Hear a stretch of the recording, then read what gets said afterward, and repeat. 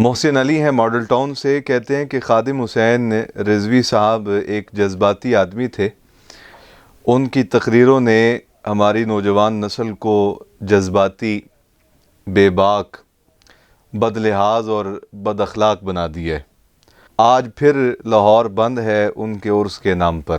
گزارش یہ ہے کہ محسن علی صاحب، آپ نے سوال تو خیر نہیں کیا، آپ نے تو تنقید کی ہے، اور ویسے تنقید کے بھی کچھ اصول ہوتے ہیں، لیکن آپ نے خود بڑی بے باکانہ تنقید کی ہے، بلکہ شاید یہ تنقید نہیں، توہین ہی کے زمرے میں آئے گی اگر آپ کسی اور بڑی شخصیت کے متعلق کہیں گے، کیونکہ خادم حسین رضوی صاحب دیندار آدمی تھے، لہٰذا ہر ایک کو حق حاصل ہے کہ ان کو برا بھلا کہہ لے، جو اس کی طبیعت پہ آئے، جو اس کے جی میں آئے وہ کہہ گزرے، کوئی اسے پوچھنے والا نہیں۔ رہی بات یہ کہ وہ ایک جذباتی آدمی تھے، وہ قطعاً ایک جذباتی نہیں تھے۔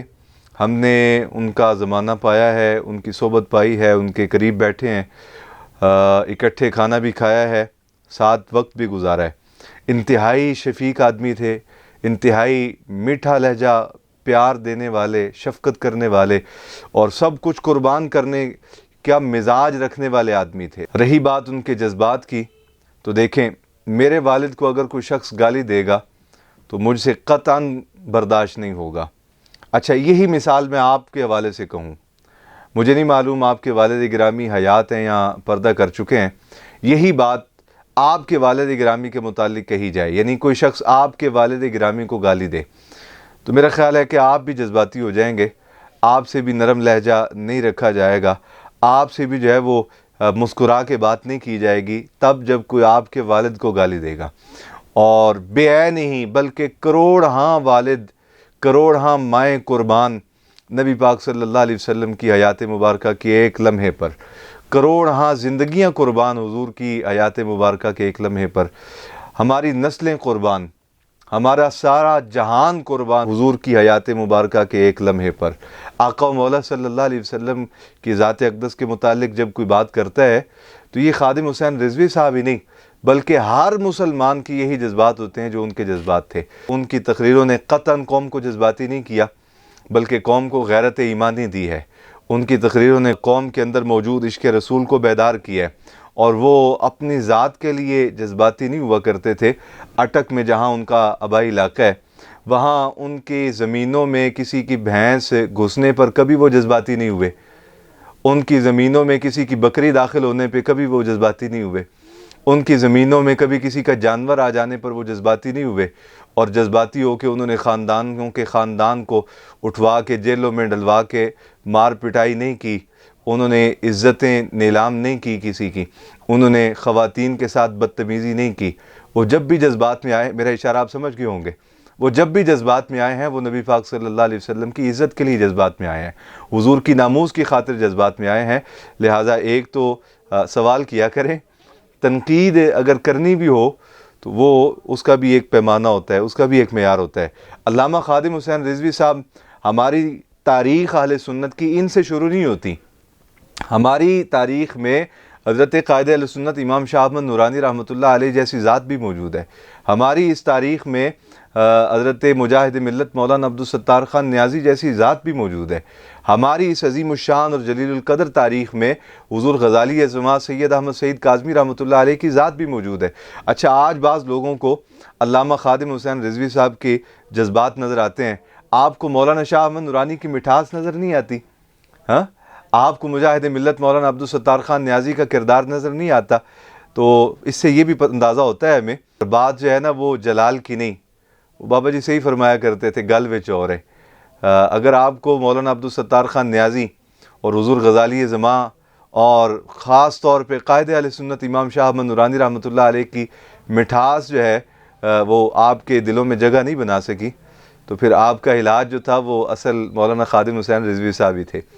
وہ اللہ رب العالمین کی طرف سے میں تو کبھی کبھار کہا کرتا ہوں کہ مولانا خادم حسین صاحب اللہ رب العالمین کی طرف سے ایک یوں کہہ لیں کہ کسی خاص پیرائے میں بھیجے گئے تھے۔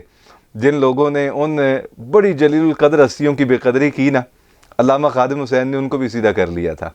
تو وہ قطعاً جذباتی نہیں تھے، نہ ان کی تقریروں نے نوجوان نسل کو جو ہے وہ بے باک کیا ہے۔ ہاں بے باک ضرور کیا ہے لیکن اپنوں کے خلاف نہیں، کفر کے خلاف۔ بے باک ضرور کیا ہے بیگانوں کے خلاف، بے باک ضرور کیا ہے گستاخان رسول کے خلاف۔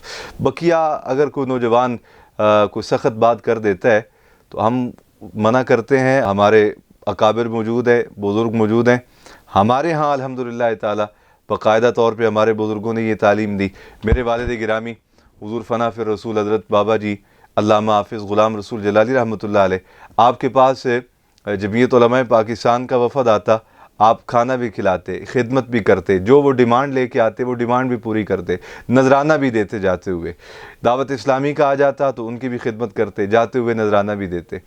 اسی طرح جماعت اہل سنت کا، مرکزی جماعت اہل سنت کا، کسی جماعت کا، کسی ادارے کا، کسی خانقاہ کا کوئی وفد، کوئی فرد آ جاتا تو آپ نہ صرف ان کی خدمت کرتے بلکہ جاتے ہوئے نذرانہ دے کے بھی بھیجتے۔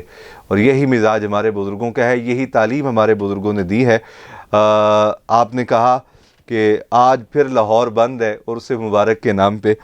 میرا خیال ہے آپ کو کئی دنوں سے جو لانگ مارچ ہو رہا ہے وہ نظر نہیں آتا۔